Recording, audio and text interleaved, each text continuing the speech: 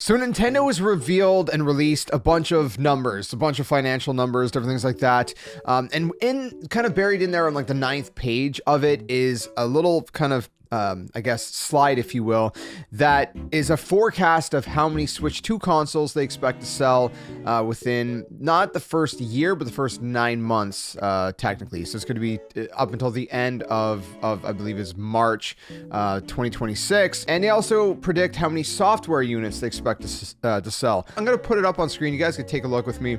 So this is the consolidated financial forecast. And again, this is on the 9th slide out of their whole kind of report, if you will. A lot of information in here. They're forecasting by FY26, which again is going to be by the end of March 2026, be selling about a modest 15 million units, which is actually pretty good if you think about it. Software, they plan to sell about 45 million units.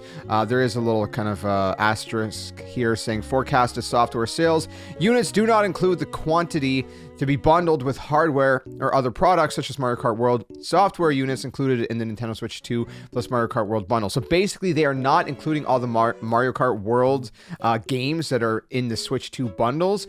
Those are not included. So they're expecting to sell 45 million on top of, whatever, the Mario Kart World bundles are going to be, providing. Does that make sense? I think that makes sense. I don't know if I made it sound more confusing than anything. So now to put that into perspective, the original Switch sold 14.86 million, just under 15 million in its first year. Now, obviously, this is just a forecast.